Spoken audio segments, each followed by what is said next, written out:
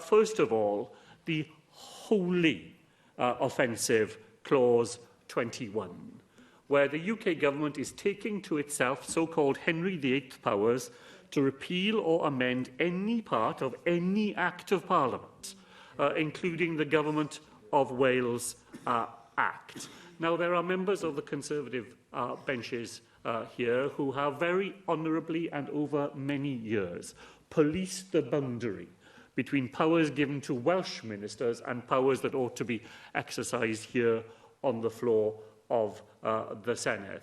I haven't always agreed with some of the conclusions that they have drawn, but I have always admired the effort that they have made to keep that relationship honest. Today, they will be voting to support a bill in which UK ministers can amend the Government of Wales Act through secondary legislation and with no consent from this Senedd at all. How could we possibly consent to that?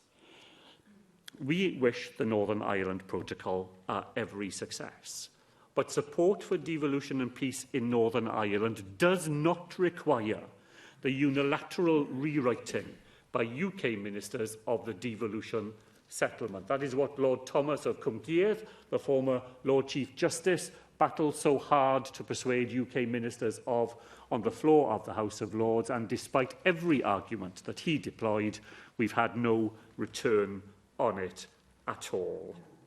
The Withdrawal Agreement Bill provides no assurance that the devolved institutions will be given a meaningful role in future partnership negotiations for which it paves the way. Negotiations that will have a major impact on matters within devolved competence. We should have a guarantee through the legislation that the voice of this Senedd will be heard in those negotiations, and despite the amendments that we placed to the bill, all those attempts were turned down. As the Counsel-General has said, it cannot be right to oblige us to comply with international obligations which impact on devolved competence if we have had no part in agreeing to them. And finally, and most gratuitously, Llywydd, Government ministers have so far rejected an attempt to add any recognition of the Sewell Convention to a clause which asserts the untrammelled sovereignty of Parliament, a clause which my predecessor has memorably described as either a piece of constitutional graffiti, because it means absolutely nothing, or a clause that has a genuine attempt to trespass into the devolution settlement in a genuinely profound way.